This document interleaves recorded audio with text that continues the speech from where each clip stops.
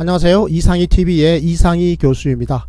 오늘 방송에서는 근로자 생활안정자금 융자사업에 대해 살펴보도록 하겠습니다. 여러분 지금 고용노동부의 보도자료를 보고 계신데요.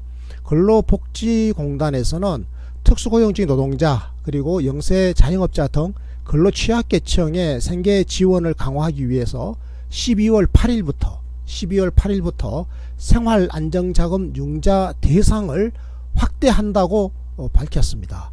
지금까지는 저소득 근로자나 산재보험에 적용되고 있던 13개 직종의 특수형태 근로종사자들만을 대상으로 이 생활안정자금 융자사업을 하고 있었는데요.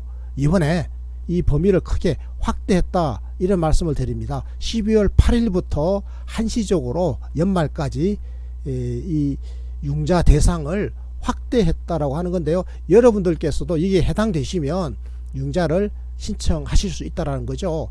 기존의 융자 신청자는요, 저소득 근로자이거나 아니면 13개 직종의 특고 노동자인데 산재보험에 반드시 가입되어 있어야 했습니다. 그런데 이번에요, 저소득 근로자는 동일합니다. 그런데 뭐가 달라졌냐?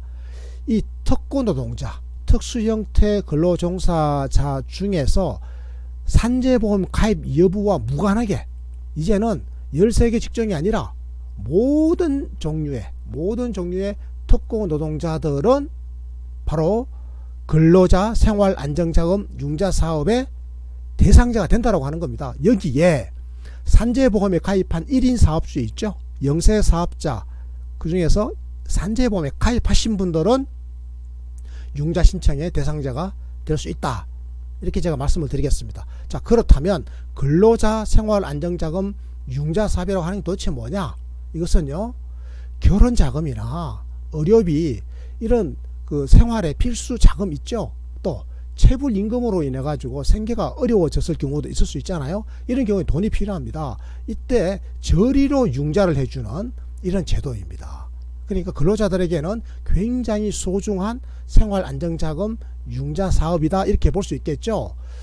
자, 이 사업이요 1996년부터 시행이 돼 가지고 2019년까지 총 25만 명에게 1조 4천억 원이나 지원이 됐다고 하는 사실이죠. 그만큼 중요한 제도다 이렇게 우리가 이해할 수 있겠는데요. 자, 신청일 현재 소속 사업장에 3개월 이상 근무 중이라 해야 됩니다. 3개월 이상 근무 중인 이제 근로자 이렇게 되겠죠. 자, 그리고 소득 요건으로는요, 전년도 월 평균 소득이 중위소득의 3분의 2 이하라 해야 됩니다. 그럼 2020년 기준으로는 한 달에 259만 원까지 월 소득인 근로자라면 융자 신청 대상이 되는 거죠. 그런데요, 코로나19가 지금 장기화됐지 않습니까? 그러다 보니까 이 특수한 사정을 감안해서 12월 8일부터 연말까지 한시적으로, 올해 말까지죠, 한시적으로 이 소득 요건을 완화를 하는 겁니다. 그러니까 이 중위소득의 3분의 2 이하가 아니라 중위소득 이하로 이렇게. 중위소득이 얼마냐? 2020년에는 한 달에 388만 원까지입니다. 그러니까 한 달에 388만 원 이하를 번 분들은 신청할 수 있는 거죠.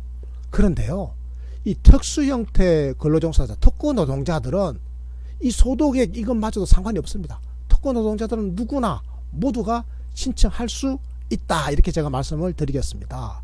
이게요, 1년 거치 3년 또는 4년 상환 중에 선택하면 되는 겁니다. 3년 만에 갚을지 4년 만에 갚을지 선택할 수 있고요. 자, 1인당 얼마까지 빌릴 수 있느냐? 2천만 원까지입니다. 2천만 원까지 1인당 빌릴 수 있다. 자, 근로복지공단 콜센터로 전화를 하시면 상담을 하실 수 있고요. 1588-0075죠. 아니면 홈페이지에서 직접 확인하실 수도 있습니다. 자, 이 내용을요, 잠시만 좀 더 살펴보겠습니다. 그럼 어떤 종류의 융자가 있느냐? 자, 융자를 제가 1인당 2천만 원까지 받을 수 있다고 말씀드렸지 않습니까? 융자의 종류죠.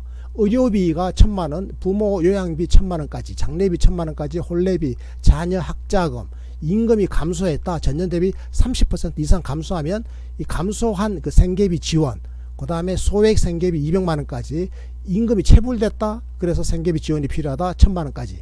이런 식의 명목으로 융자를 받을 수 있는데요. 지금 융자 항목이 여러 개잖아요. 그런데 1인당 최대 얼마까지요?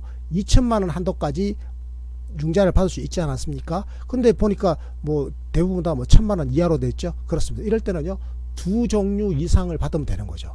자, 예를 들어 가지고 뭐 임금이 체불되신 분들은 임금 체불 생계비에다가 뭐 자녀 학자금 이렇게 융자를 낼 수도 있고요. 또 뭐 장례비나 의료비나 부모 요양비 이런 여러 가지 명목으로 이렇게 한도 1,000만 원까지 있으니까요.